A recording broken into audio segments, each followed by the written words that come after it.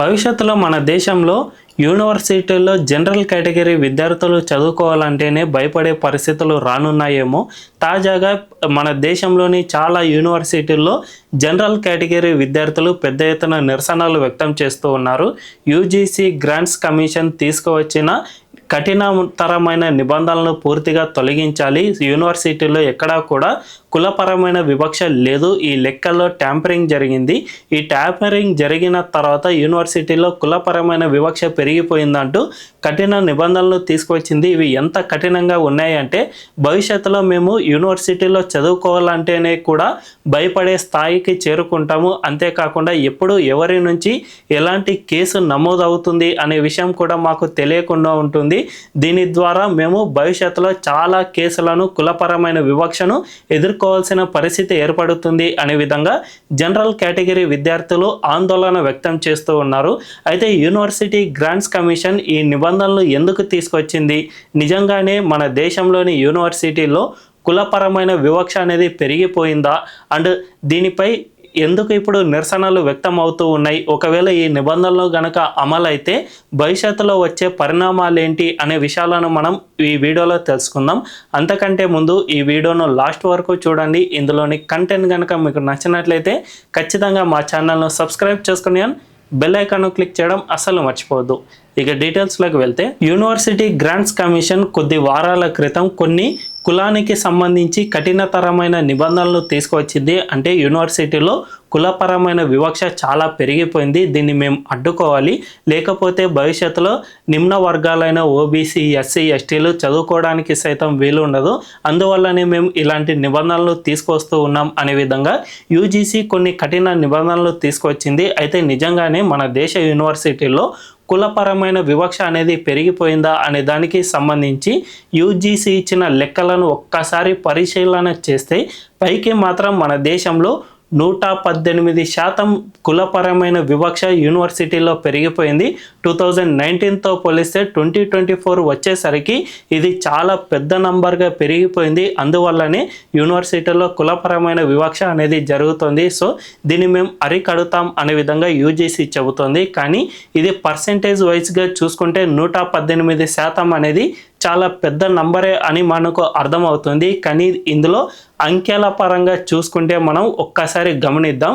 ఈ యూజీసీ మన దేశంలోని ఏకంగా 2200 యూనివర్సిటీల నుంచి ఈ గణాంకాలను బయటికి తీసింది. ఈ 2200 యూనివర్సిటీలో ఏకంగా 60 లక్షల మంది దాకా విద్యార్థులు చదువుకుంటున్నట్లు సమాచారం అందుతోంది. ఈ 60 లక్షల్లో నాన్ జనరల్ కేటగిరీకి సంబంధించిన వాళ్ళు 40 లక్షల వరకు ఉన్నారు. అంటే ఓబీసీ, ఎస్సీ, ఎస్టీ ఈ వర్గాలకు సంబంధించిన వాళ్ళు 40 లక్షలు ఉండగా ఈ 40 లక్షల్లో 2019లో 173 కేసులు ఈ కులపరమైన వివక్షకు సంబంధించి యూనివర్సిటీలో నమోదైతే అదే 2024 నాటికి ఏకంగా 374కు పెరిగిపోయింది. అంటే 173 నుంచి 374కు పెరిగిపోయింది. ఇది చాలా హ్యూజ్ నంబర్. ఇంత పెద్ద ఎత్తున వివక్ష పెరిగిపోవడం అంటే యూనివర్సిటీల్లో నిమ్న వర్గాలు అసలు సేఫ్గా లేవు. అందువల్లనే వీళ్ళ కోసం మేము ఈ కఠినతరమైన నిబంధనలు తీసుకొస్తున్నామని యూజీసీ తెలిపింది. అయితే ఈ 374 అనే నంబర్ ఏదైతే ఉందో మన దేశంలో చదువుతున్న 40 లక్షల మంది విద్యార్థుల్లో జస్ట్ 374 మంది మాత్రమే ఈ కులపరమైన వివక్షను ఎదుర్కొన్నారు.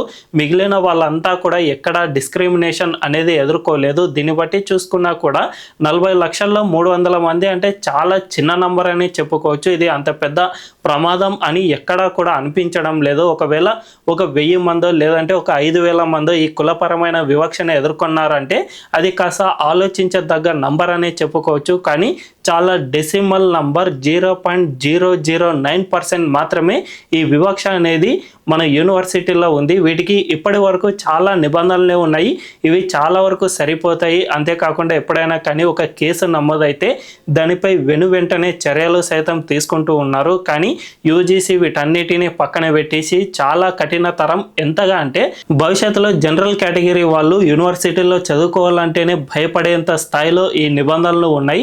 ముఖ్యంగా మనం ఒక్కొక్క దాన్ని పరిశీలన చేస్తే ఎప్పుడైనా కానీ ఒక ఓబీసీ, ఎస్సీ, ఎస్టీ వర్గాలకు సంబంధించిన వ్యక్తి ఒక ఓసీ వర్గానికి సంబంధించిన వ్యక్తిపై కేసును గనుక యూనివర్సిటీలో నమోదు చేస్తే అది ప్రూవెన్ అంటే అంటిల్ ప్రూవెన్ గిల్టీ అనే విధంగా దీన్ని పరిగణిస్తారు. అంటే ఆ వ్యక్తి తనపై వేసిన కేసు పూర్తిగా అవాస్తవం, అందులో ఏ మాత్రము నిజం లేదు అని నిరూపించుకునేంత వరకు అతన్ని ఒక అక్యూజ్డ్ గానే చూస్తారు. అంటే ఆ కేసు పూర్తిగా ప్రూవెన్ అయ్యేంత వరకు అతన్ని సస్పెండ్ చేయడమో, లేదంటే క్లాసులకు అటెండ్ కాకుండా చూడటమో, లేకపోతే ఇతరత్ర చర్యలు తీసుకోవడమో ఇలాంటివి చేసేందుకు వీలుంటుంది. ఒక వ్యక్తి ఎవరో అంటే ఏదో ఒక దుష్ప్రభావంతోనో లేదంటే ఒక దుర్వినియోగం చేసినా కూడా ఇది చాలా తీవ్ర పరిణామాలు చూపించే అవకాశం ఉంటుంది. తద్వారా ఈ ఓబీసీ, ఎస్సీ, ఎస్టీ వర్గాలకు సంబంధించిన వాళ్ళు ఎవరైతే ఉంటారో వీళ్ళు తమ ప్రత్యర్థులపై ఇలాంటి కేసులను నమోదు గనక చేస్తే ఖచ్చితంగా ఈ ఓసీ కేటగిరీకి సంబంధించిన వ్యక్తులు చాలా అంటే చాలా ఇబ్బందులు పడే అవకాశం ఖచ్చితంగా ఉందనే చెప్పుకోవచ్చు. అంతేకాకుండా ఈ కేసును పూర్తిగా విచారణ చేసిన తర్వాత ఈ కేసు వేసిన వ్యక్తి ఒకవేళ దీన్ని ఫాల్స్ కేసుగా అభివర్ణిస్తే, అంటే అతను కావాలని ఇలాంటి కేసులు నమోదు చేశాడని తేలినా కూడా అతనిపై ఎలాంటి చర్యలు అనేవి తీసుకోరు. ఎందుకంటే అతను జస్ట్ ఎస్సీ, ఎస్టీ, ఓబీసీ వర్గానికి సంబంధించిన వ్యక్తి కావడం వల్లనే అతను ఫాల్స్ కేసు నమోదు చేసినా కూడా వీళ్ళు జస్ట్ ప్రూవ్ చేసుకోవాలి అంతే తప్ప అతనిపై ఎట్టి పరిస్థితుల్లోనూ చర్యలు ఉండవు. దీన్ని బట్టి చూసుకుంటే భవిష్యత్తులో ఈ జనరల్ కేటగిరీ విద్యార్థులు ఎవరైతే ఉన్నారో వాళ్ళకు ప్రత్యర్థులు ఎవరైతే ఉంటారో వాళ్ళు వెంటనే కేసులు వేసేందుకు వీలవుతుంది. తద్వారా వీళ్ళు తాము చేయని అపరాధానికి పూర్తిగా విచారణను ఎదుర్కోవాలి. తద్వారా చర్యలకు వీళ్ళు రెడీగా ఉండాలి. ఇలాంటి అనేక దుష్పరిణామాలు ఎదురవుతాయి. అంతేకాకుండా ఇప్పటి నుంచి ప్రతి యూనివర్సిటీలో లేకుంటే విద్యాలయాల్లో ఈక్విటీ కమిటీలను ఏర్పాటు చేసుకోవాలి. ఈ ఈక్విటీ కమిటీలు పౌర సంఘాలు, జర్నలిస్టులు, పోలీసులు వీళ్ళతో అనుసంధానమై ఉంటాయి. అంతేకాకుండా ఎన్జిఓలు ఏవైతే ఉంటాయో వాటితో సైతం ఇవి అనుసంధానించబడి ఉంటాయి. ఇవి యూనివర్సిటీల్లో కులపరమైన సామరస్యాన్ని పెంపొందించేందుకు పనిచేస్తూ ఉంటాయి. నిజానికి ఆర్ఎస్ఎస్ను మన దేశంలో ఇప్పటికీ కూడా చాలా వరకు మతపరమైన ఆర్గనైజేషన్గా మాత్రమే చూస్తారు. అంతేకాకుండా బీజేపీ కేంద్రంలో అధికారంలో ఉన్నా కూడా, అంటే ఒక పార్టీ కేంద్రంలో అధికారంలోకి వచ్చింది అంటే మన దేశంలో అన్ని వర్గాల వారు దీన్ని అంగీకరిస్తే తప్ప అధికారంలోకి రాదు. అలాంటి బీజేపీని కూడా ఒక మతపరమైన సంస్థగా ముద్ర వేసి అసలు యూనివర్సిటీలో తన కార్యకలాపాలను నిర్వహించకుండా ఈ ఈక్విటీ కమిటీలు అడ్డుకునేందుకు సైతం అవకాశం ఏర్పడుతుంది. దీన్ని బట్టి చూసుకుంటే ఈ దేశంలో పూర్తిగా లెఫ్టిస్టులంతా యూనివర్సిటీలను క్యాప్చర్ చేసేందుకు సైతం ఈ ఈక్విటీ కమిటీలు అనేవి అవకాశాన్ని కల్పించేందుకు వీలవుతుంది. సో మొత్తంగా ఓవరాల్ స్టడీ మనం ఒక్కసారి చూసుకుంటే ఈ యూజీసీ తీసుకువచ్చిన ఈ నిబంధనల వల్ల ఖచ్చితంగా భవిష్యత్తులో జనరల్ కేటగిరీ విద్యార్థులు తీవ్ర దుష్పరిణామాలను ఎదుర్కొనున్నారు అని స్పష్టంగా చెప్పుకోవచ్చు.